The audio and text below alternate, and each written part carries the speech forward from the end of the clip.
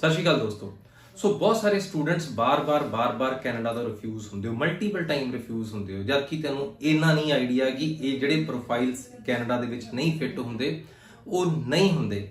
ਔਰ ਬਹੁਤ ਸਾਰੀ ਅਸੀਂ ਆਰਟੀਫੀਸ਼ੀਅਲ ਇੰਟੈਲੀਜੈਂਸ ਦੀ ਗੱਲਾਂ ਬਾਤਾਂ ਸੁਣ ਲਈਆਂ ਕਿ ਕਈ ਪ੍ਰੋਫਾਈਲਸ ਨੂੰ ਸਾਨੂੰ ਲੱਗਦਾ ਕਿ ਅਸੀਂ ਬਹੁਤ ਬਿਹਤਰ ਤਰੀਕੇ ਨਾਲ ਰਿਪਰੈਜ਼ੈਂਟ ਕਰ ਲਾਂਗੇ ਤੇ ਸ਼ਾਇਦ ਕਿਤੇ ਨਾ ਕਿਤੇ ਕਹਾਣੀ ਬਣ ਜਾਵੇ। ਬਟ ਸੌਫਟਵੇਅਰਸ ਅੱਜਕੱਲ ਪੁਰਾਣਾ ਹਿਸਟੋਰੀਕਲ ਡਾਟਾ ਦੇ ਐਲਗੋਰਿਥਮ ਤੋਂ ਜਿਹੜੇ ਡਿਸੀਜਨਸ ਲੈਂਦੇ ਆ, ਸੋ ਇਹਨੂੰ ਆਰਟੀਫੀਸ਼ੀਅਲ ਇੰਟੈਲੀਜੈਂਸ ਕਿਹਾ ਜਾਂਦਾ ਹੈ। ਸੋ ਬਲਕ ਦੇ ਵਿੱਚ ਐਪਲੀਕੇਸ਼ਨਸ ਪ੍ਰੋਸੈਸ ਹੁੰਦੀਆਂ। ਸੋ ਬਹੁਤ ਸਾਰੀਆਂ ਐਪਲੀਕੇਸ਼ਨਸ ਜਿਹੜੀਆਂ ਤੁਹਾਡੀਆਂ ਜਿਹੜੇ ਕੈਨੇਡਾ ਨੂੰ ਪ੍ਰੋਫਾਈਲਸ ਨਹੀਂ ਫਿੱਟ ਹੁੰਦੇ ਉਹਨਾਂ ਨੂੰ ਕੈਨੇਡਾ ਨਹੀਂ ਲਾਉਣਾ ਚਾਹੀਦਾ। ਸੋ ਮਸਲਨ ਤੌਰ ਤੇ ਇੱਕ ਪ੍ਰੋਫਾਈਲ ਦਾ ਮੈਂ ਡਿਸਕਸ ਕਰਦਾ। So last week we had a visa 32 year old girl. So mother ਦਾ ਇੱਕ ਦਾ ਵੀਜ਼ਾ ਲਿਆ ਸੀ, ਸਟੂਡੈਂਟ ਵੀਜ਼ਾ, ਨਾਲ 3 ਸਾਲ ਦੀ ਬੇਟੀ ਦਾ। ਸੋ F1 ਮਦਰ ਦਾ ਆ 5 ਸਾਲ ਦਾ ਵੀਜ਼ਾ ਯੂਨੀਵਰਸਿਟੀ ਦੇ ਲਈ, ਔਰ ਡਿਪੈਂਡੈਂਟ ਦਾ ਵੀਜ਼ਾ F2 ਅਗੇਨ 5 ਸਾਲ ਦੇ ਲਈ। ਸੋ ਇਸ ਪ੍ਰੋਫਾਈਲ ਦਾ ਤੁਸੀਂ ਅਗਰ USA ਤੋਂ ਇਲਾਵਾ ਵੀਜ਼ਾ ਤੁਸੀਂ ਕਿਸੇ ਮੁਲਕ ਦਾ ਨਹੀਂ ਸੋਚ ਸਕਦੇ। ਸੋ US ਦਾ ਕਿਉਂ? ਬਿਕਾਜ਼ US ਦੇ ਵਿੱਚ ਮੈਚੁਰ ਸਟੂਡੈਂਟਸ ਵੈਲਕਮ ਨੇ। ਸੋ ਅਗਰ ਤੁਸੀਂ ਪ੍ਰੋਫਾਈਲ ਵੇਖੋਗੇ, ਸ਼ੀ ਵਾਸ ਅ ਗਾਇਨੋਕੋਲੋਜਿਸਟ, 2 ਵਾਰੀ ਉਸ ਤੋਂ ਪਹਿਲਾਂ US ਤੋਂ ਵੀ ਰਿਫਿਊਜ਼ਡ ਹੈ। ਸੋ ਔਰ ਲਾਈਕ ਡਾਟਰ ਹੈ ਕੋਲ ਲੈਬ ਦੇ ਵਿੱਚ, ਔਰ ਜਿਹੜਾ ਪ੍ਰੋਗਰਾਮ ਡਾਕਟਰੀ ਤੋਂ ਬਾਅਦ ਪੜ੍ਹਨ ਜਾਣਾ ਉਹ MA ਪਬਲਿਕ ਐਡਮਿਨਿਸਟ੍ਰੇਸ਼ਨ ਦਾ ਹੈ। ਹਸਬੈਂਡ ਨਿਊਜ਼ੀਲੈਂਡ ਦੇ ਵਿੱਚ ਨੇ। ਸੋ ਬਹੁਤ ਟਿਪੀਕਲ ਪ੍ਰੋਫਾਈਲ ਹੈ ਕਿ ਜਿਹਨੂੰ ਤੁਸੀਂ ਨਾਰਮਲੀ ਰਿਪਰੈਜ਼ੈਂਟ ਕਰਨਾ ਹੋਵੇ ਕਿ ਵੀਜ਼ਾ ਆਫਿਸਰ ਸਿਰਫ ਇੱਕ ਸਵਾਲ ਪੁੱਛੇ ਕਿ ਕੁੱਛੜ ਕੁੜੀ ਲੈ ਕੇ ਪੜੋਗੇ ਕਿੱਦਾਂ। So there were endless stories ਕਿ ਤੁਸੀਂ ਇਹੋ ਜਿਹੇ ਪ੍ਰੋਫਾਈਲਸ ਨੂੰ ਫਿੱਟ ਨਹੀਂ ਕਰ ਸਕਦੇ। ਪਰ ਵੀਜ਼ਾ ਇੱਕ ਪ੍ਰੋਪਰ ਸਾਇੰਟੀਫਿਕ ਮੈਜਰਸ ਨੇ। ਸੋ ਵੀਜ਼ੇ ਨੂੰ ਅਸੀਂ ਸਾਇੰਸ ਆਫ ਵੀਜ਼ਾ ਕਹਿੰਦੇ ਬੇਸਿਕਲੀ। ਸੋ ਕਿਸੇ ਵੀ ਕੰਟਰੀ ਦਾ ਵੀਜ਼ਾ ਲੈ ਕੇ ਲੈਣਾ ਜਦੋਂ, ਉਹਦਾ ਇੱਕ ਸਾਇੰਟੀਫਿਕ ਪ੍ਰੋਸੈਸ ਆ। ਇੱਕ ਹੈਗਾ ਕਿ ਜ਼ਬਰਦਸਤੀ ਧੱਕਾ ਲਾਈ ਜਾਂਦੇ ਕਿ ਦੇਖੀ ਜਾਓ ਜੋ ਹੋਊ। ਇੱਕ ਹੈਗਾ ਕਿ ਸਾਨੂੰ ਐਗਜ਼ੈਕਟਲੀ ਪਤਾ ਕਿ ਕਿਹੜੇ ਕੇਸ ਨੂੰ ਕਿੱਧਰ ਨੂੰ ਪਾਉਣਾ ਹੈ ਔਰ ਉਹਦਾ ਕੀ ਰਿਜ਼ਲਟ ਆਉਣਾ ਚਾਹੀਦਾ ਹੈ। ਸੋ ਉਸ ਤੋਂ ਬਾਅਦ ਵੀ ਇਹ ਜ਼ਰੂਰੀ ਨਹੀਂ ਕਿ ਸਾਡਾ ਹੱਥ ਲੱਗ ਕੇ ਤੇ ਵੀਜ਼ਾ ਹੀ ਆਉਣਾ ਹੈ, ਬਟ ਜਿਹੜਾ ਬੇਸਿਕ ਸਾਇੰਸ ਹੈ ਉਹ ਤੁਹਾਨੂੰ ਸਮਝ ਜ਼ਰੂਰ ਹੋਵੇ। ਸੋ ਉਸ ਤੋਂ ਬਾਅਦ ਕੁਝ demand and supply the equation ਜਿਹਦਾ ਕਰਕੇ ਵੀਜ਼ਾਸ ਆਉਂਦੇ ਆ। ਸੋ ਈਵਨ ਜਦੋਂ ਅਸੀਂ ਕੈਨੇਡਾ ਦੇ ਵਿੱਚ ਵੀ ਕੇਸ ਫਾਈਲਿੰਗ ਕਰਦੇ ਹਾਂ, ਕੈਨੇਡਾ ਦੇ ਵਿੱਚ ਵੀ ਜਦੋਂ ਅਸੀਂ ਕੇਸ ਹੱਥ 'ਚ ਫੜਦੇ ਹਾਂ, ਸਾਨੂੰ ਉਸੇ ਦਿਨ ਸਮਝ ਲੱਗ ਜਾਣੀ ਚਾਹੀਦੀ ਕਿ ਇਹਦਾ ਇੰਡੀਆ ਦੀ ਪ੍ਰੋਗਰੈਸ਼ਨ ਕਿਸ ਤਰੀਕੇ ਦੀ ਬਣ ਰਹੀ ਹੈ, ਕੈਨੇਡਾ ਦੇ ਵਿੱਚ ਪ੍ਰੋਗਰੈਸ਼ਨ ਕਿਸ ਤਰੀਕੇ ਦੀ ਬਣ ਰਹੀ ਹੈ, ਇਹਦੇ ਪ੍ਰੋਗਰਾਮਸ ਕਿਸ ਤਰੀਕੇ ਦੇ ਆ ਸਕਦੇ ਨੇ, ਔਰ ਫਾਈਨਲੀ ਇਹਦੇ ਨਾਲ ਤੁਸੀਂ ਪ੍ਰੋਗਰੈਸ਼ਨ ਪ੍ਰੂਵ ਕਿਸ ਤਰੀਕੇ ਨਾਲ ਕਰਨੀ ਹੈ। ਸੋ ਅਕੈਡਮਿਕ ਫਾਈਨੈਂਸ਼ੀਅਲ ਉਹ ਬਹੁਤ ਬਾਅਦ ਦੀਆਂ ਸਟੋਰੀਜ਼ ਨੇ।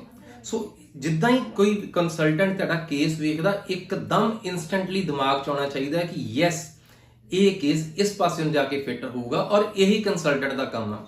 ਪਰ ਪਿਛਲੇ ਕੁਝ ਸਮੇਂ ਤੋਂ ਅਸੀਂ ਇਹ ਵੇਖ ਰਹੇ ਹਾਂ ਕਿ ਕੰਸਲਟੈਂਟਸ ਦਾ ਰੂਪ ਬਦਲ ਗਿਆ, ਕੰਸਲਟੈਂਟਸ ਦੇ ਕੰਮ ਬਦਲ ਗਏ, ਸਟੂਡੈਂਟਸ ਦੀ ਜਿਹੜੀ ਖੁਦ ਦੀ ਰਿਸਰਚ ਬਹੁਤ ਜ਼ਿਆਦਾ ਵੱਧ ਗਈ, ਔਰ ਬਹੁਤ ਸਾਰੇ ਕੰਸਲਟੈਂਟ ਆਪਣੀ ਸਕਿਨ ਸੇਵ ਕਰਨ ਦੇ ਚੱਕਰ ਦੇ ਵਿੱਚ ਤੁਹਾਨੂੰ ਕੁਝ ਦੱਸਦੇ ਹੀ ਨਹੀਂ ਆ।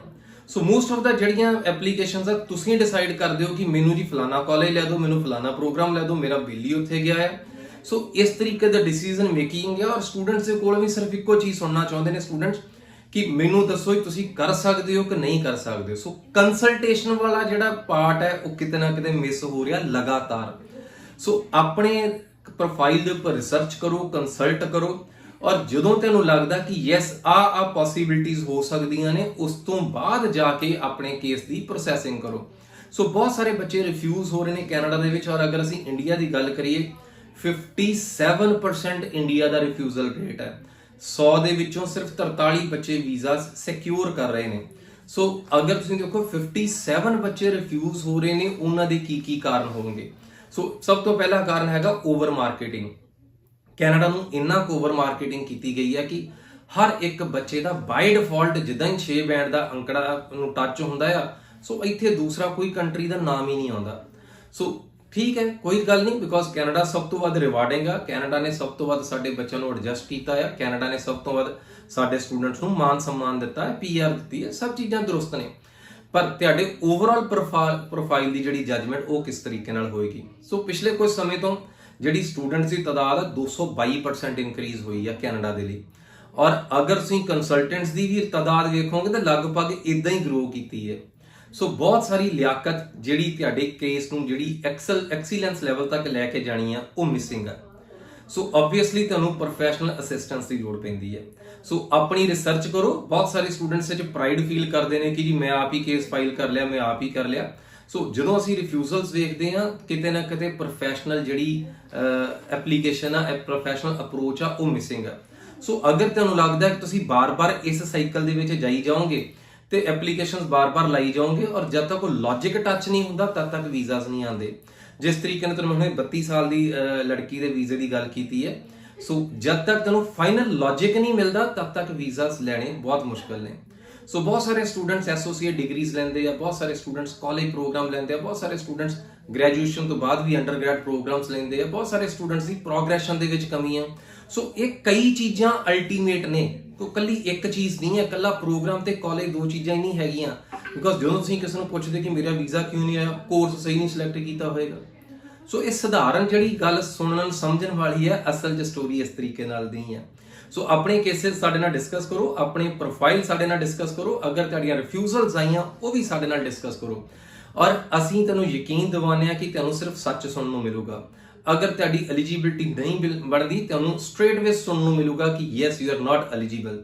ਸੋ ਦੋਸਤੋ ਤਕਰੀਬਨ ਜਾਣਕਾਰੀ ਤੁਹਾਡੇ ਨਾਲ ਜਿੰਨੀ ਸ਼ੇਅਰ ਕੀਤੀ, ਅਗਰ ਤੁਹਾਨੂੰ ਲੱਗਦਾ ਕਿਸੇ ਦੇ ਕੰਮ ਆ ਸਕਦੀ ਪਲੀਜ਼ ਇਹਨੂੰ ਉਹਨਾਂ ਤੱਕ ਜ਼ਰੂਰ ਪਹੁੰਚਦੀ ਕਰ ਦਿਓ ਤਾਂ ਕਿ ਕਿਸੇ ਹੋਰ ਦਾ ਵੀ ਤੁਹਾਡੇ ਵਾਂਗੂ ਫਾਇਦਾ ਹੋ ਸਕੇ।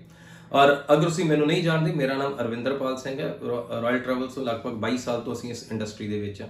ਸੋ ਤੁਹਾਡੇ ਪ੍ਰੋਫਾਈਲਸ ਦੇ ਉੱਪਰ ਅਸੀਂ ਬੜੀ ਮਿਹਨਤ ਕਰਦੇ ਹਾਂ। ਸੋ ਤੁਹਾਡੇ ਪ੍ਰੋਫਾਈਲਸ ਦੇ ਉੱਪਰ ਜਿੰਨੀ ਕਲੈਰਿਟੀ ਤੁਹਾਨੂੰ ਚਾਹੀਦੀ ਹੈ, ਜ਼ਰੂਰੀ ਨਹੀਂ ਤੁਹਾਨੂੰ ਆ ਕੇ ਮੈਨੂੰ ਮਿਲਣਾ ਹੀ ਪਵੇ, ਤੁਸੀਂ ਮੇਰੇ ਨਾਲ ਫੋਨ ਤੇ ਵੀ ਗੱਲਬਾਤ ਕਰ ਸਕਦੇ ਹੋ। ਨੰਬਰ ਹੈਗਾ 92168 92168। ਸੋ ਬਹੁਤ ਜਲਦ ਤੁਹਾਡੇ ਕੇਸ ਨੂੰ ਲੈ ਕੇ ਤੁਹਾਡੇ ਨਾਲ ਗੱਲਬਾਤ ਕਰਦੇ ਹਾਂ, ਚਾਹੇ ਰਿਫਿਊਜ਼ ਹੋਵੇ ਚਾਹੇ ਤੁਸੀਂ ਹਾਲੇ ਐਮਬੈਸੀ ਜਾਣਾ ਹੋਵੇ। ਮਿਲਾਂਗੇ ਜਲਦੀ। ਸਤਿ ਸ਼੍ਰੀ ਅਕਾਲ।